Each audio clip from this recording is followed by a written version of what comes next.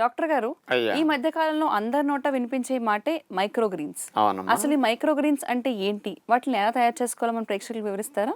అన్ని ఆహార పదార్థాలని 4 పూట్ల వండి తినటానికి అలవాటు పడ్డాము.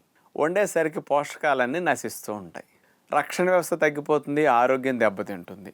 వండాము అంటే చప్పగా అయిపోతాయి. చప్పగా అయిన వాటిని టేస్ట్గా చేయాలంటే ఉప్పు నూనెలు మసాలాలు బాగా వేయాలి.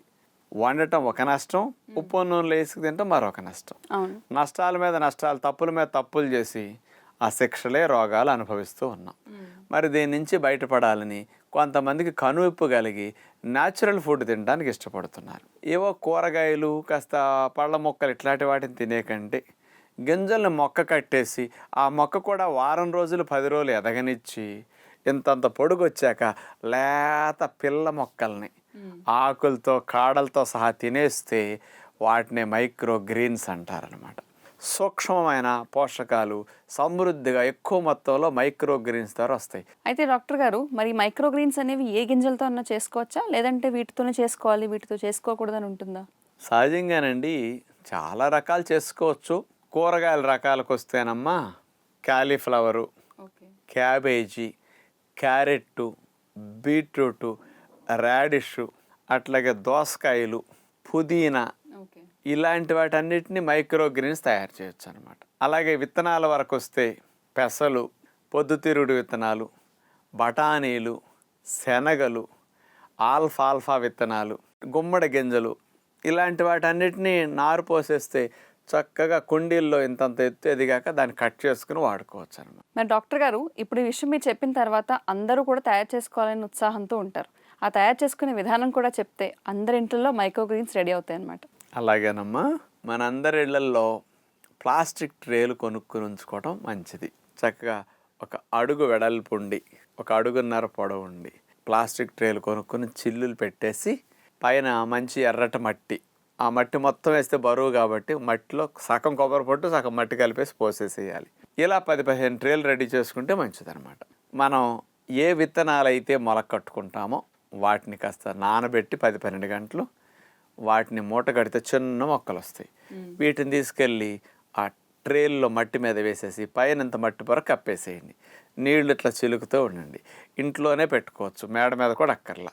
వరండాల్లోనూ బాల్కనీలోనూ కాస్త గాలి వెలుతురు వచ్చే కిటికీల దగ్గరను అలా పెట్టేసేసి ఉంచితే చక్కగా నీళ్లు చల్లుతూ ఉంటే చాలు. రోజుకి 7-8 రోజులకి ఎంత పొడుగు సుమారుగా 5 అంగుళాలు 6 అంగుళాలు మొక్క కాడొచ్చి ఆకులు 2, 3, 4 వచ్చి అట్లా రెడీగా ఉంటాయి అన్నమాట. లేతగా ఉంటాయి. 10 రోజుల్లో పట్ల ఎదిగాక కట్ చేసేసుకోవచ్చు అనమాట. ఇలా రోజు తయారు చేసుకోవటం, అంత మైక్రో గ్రీన్స్ని మనం కట్ చేసేసుకుని వీటిని సలాడ్ లాగా మరి కలుపుకొని తినొచ్చు.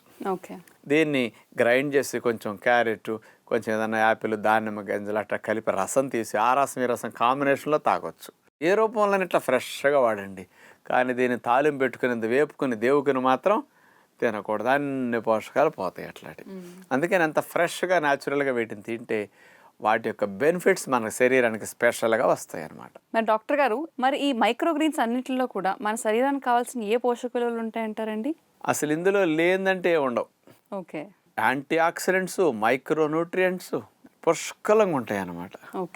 మామూలు ఆహారాల్లో ఉండే కంటే మన పళ్ళు కూరగాయలతో పోలిస్తే 5 నుంచి 10 రెట్లు ఇంకెక్కువ పోషకాలు ఇందులో ఉంటాయి. తక్కువ ఖర్చులు ఎక్కువ వచ్చేస్తాయి అన్నమాట.